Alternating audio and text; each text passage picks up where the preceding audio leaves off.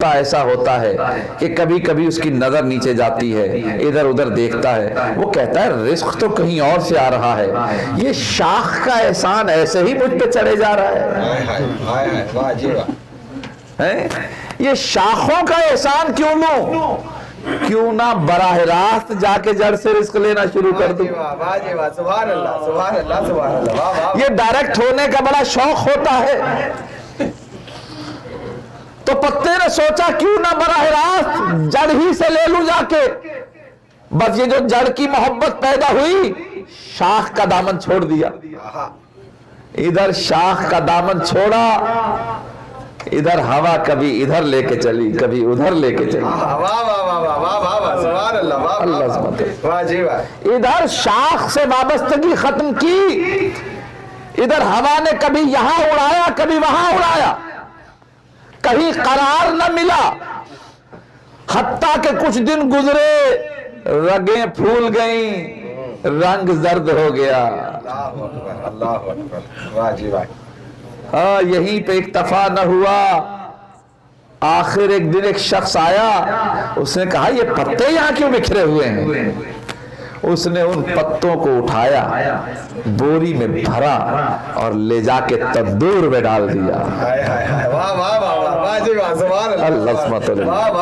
تو یاد رکھنا وہ پتا جو شاخ کا دامن چھوڑ دیتا ہے، انجام میں اسے تندور میں جانا پڑتا ہے۔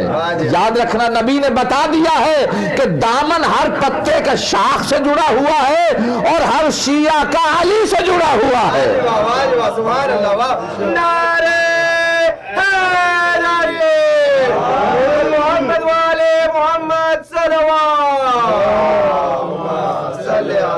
محمد والے محمد یاد رکھنا یہ براہ راست کا شوق بہت ہوتا ہے۔ نظام پروردگار یہ ہے ہمارے لیے خاص طور پر کہ ہمارے دامن کو، ہمارے ہاتھ کو کہا گیا ہے کہ دامن اہل بیت سے وابستہ رہنا۔ یہ نہیں ہے کہ ہم اللہ کو خدا نخواستہ، وہ شیعہ ہو ہی نہیں سکتا جو توحید نہیں مانتا۔ بے شک بے شک، اس کا کیا واسطہ شیعت سے جو توحید کا قائل نہیں، لا الہ الا اللہ مقدم، بے شک اس کے بعد محمد الرسول اللہ، علی ولی اللہ اس کے بعد ہے۔ لیکن مسئلہ یہ ہے کہ ہمیں علی ولی اللہ سے جوڑا گیا ہے، ہمیں امامت سے جوڑا گیا ہے، ہمارا سلسلہ امامت سے قائم ہوا ہے۔ اب امام جانے اور رسول جانے، اب رسول جانے اور اللہ جانے، اللہ عظمت اللہ۔ ہاں ہمیں سچے، یہ سچے امام کی شان ہے کہ وہاں کسی بات میں تضاد نہیں ہوتا ہے، جو امام کہتا ہے وہ رسول کی بھی بات ہوتی ہے، اللہ کی بھی بات ہوتی ہے۔ سبحان اللہ، واہ واہ واہ، سبحان اللہ۔ بس عزیزان گرامی، کوئی زیادہ زحمت نہیں، یاد رکھنا نظام قدرت ہے، اس نے اگرچہ عہدہ نبوت بڑا بنایا ہے، میرے نبی سے زیادہ اللہ کی بارگاہ میں مقام کسی کا نہیں، یاد رکھنا، لیکن میرے نبی کو کچھ چیزوں میں امین بنایا گیا۔ لوگ سوال کرتے ہیں کہ علی دنیا میں آتے ہی قرآن پڑھا علی نے، رسول نے کیوں نہیں پڑھا؟ آپ تو کہیں گے رسول نے بچپن میں کیوں نہیں پڑھا، میں کہوں گا رسول نے جوانی میں بھی نہیں پڑھا، رسول تو آخری عمر تک، یعنی یہ واقعہ لکھا مدینے کے دور کا کہ لوگوں نے آ کے کہا قبلہ جناب ذوالقرنین کا کچھ بتائیے، خاموش رسول۔ اگلے دن پھر آئے کہ قبلہ جناب ذوالقرنین کے بارے میں کچھ بتائیے، پھر خاموش۔ تیسرے دن پھر جب سوال کیا تب جواب دیا اور قرآن کی آیتیں پڑھ کے سنائیں۔ لوگوں نے کہا یا رسول اللہ پہلے دن کیوں نہیں سنا دی؟